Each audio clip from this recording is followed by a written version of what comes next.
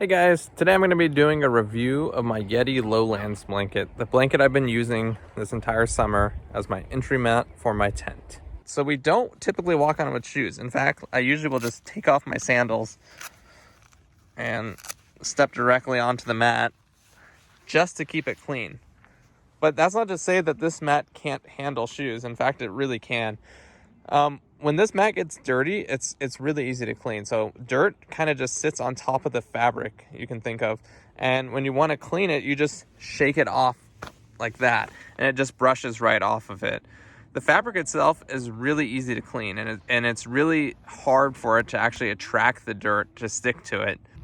So as I was packing up, I remembered there was another way that you could use this entry mat, just by like folding it in half if you wanted to walk on it.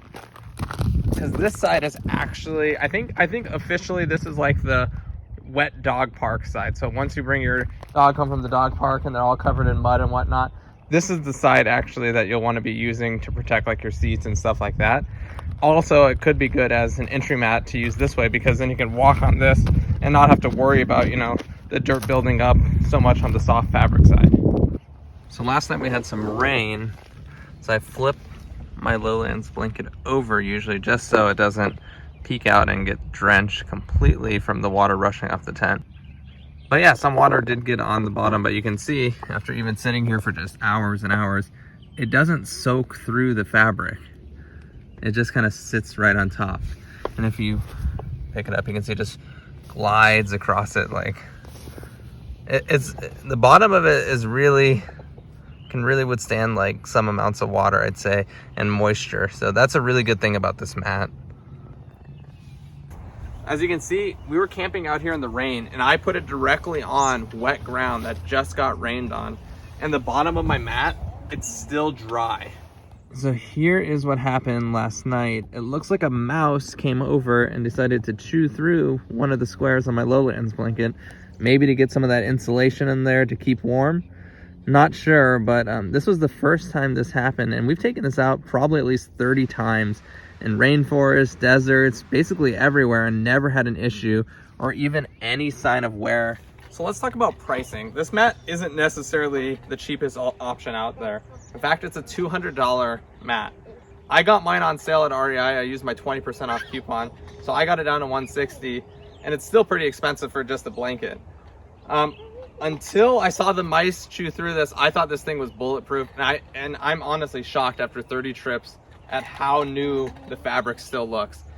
The other cool thing about this mat is you can throw it in the washer. So if it got really muddy or dirty, which mine has because I've been out in the rain a lot with it, I just throw it in the washer on normal cycle and then tumble dry it, and it comes out really nice. Oh, I do want to mention though, I don't just throw it in super muddy. I do take mine in the backyard. I'll spray it down with some soapy water and hose it down, get all the mud off first out there, and then I'll basically just do a wash on it and dry. So yeah, I wouldn't recommend throwing this full of mud like into your washer. It's probably gonna make a mess. But yeah, the Lowlands blanket also comes with a nice carrying case. The fabric on the case is equally as durable as the mat. It's really good. It's a solid case. It feels also pretty indestructible. And it's also really easy to keep clean if you put a really dirty blanket in there. So yeah, we really like our Yeti Lowlands blanket.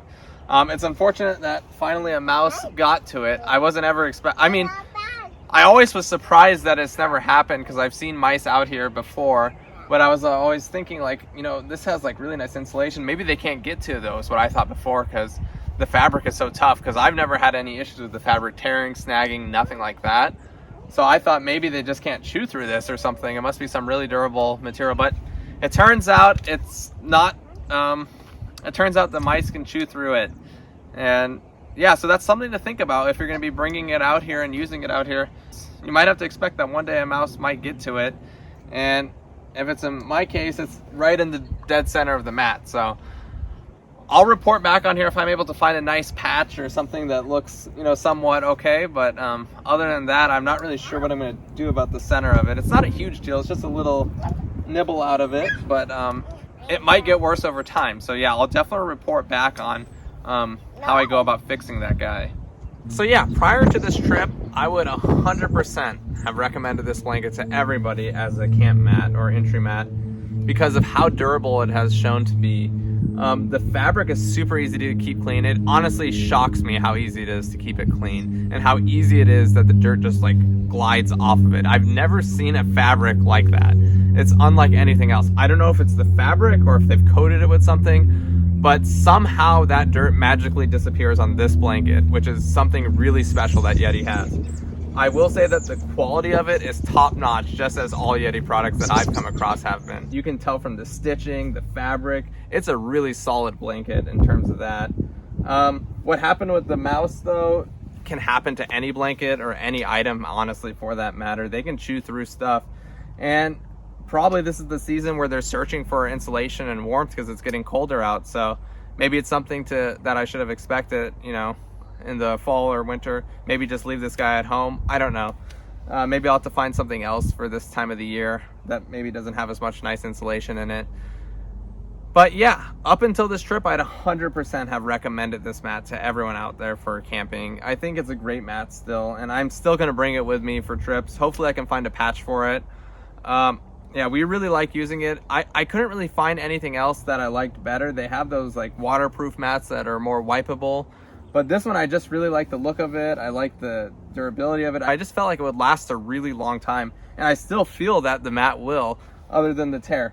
So, I mean, honestly, it's in great shape. So yeah, after taking it out probably 30 times this summer in rainy weather, rocky ground, all types of different situations, I have to say this mat has really held up well, and it still looks brand new aside from that tear in it.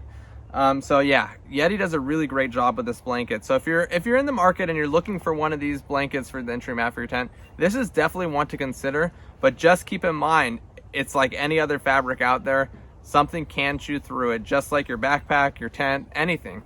You have to keep in mind to always expect it. And as pricey as it is, you have to be okay with that can happen out here.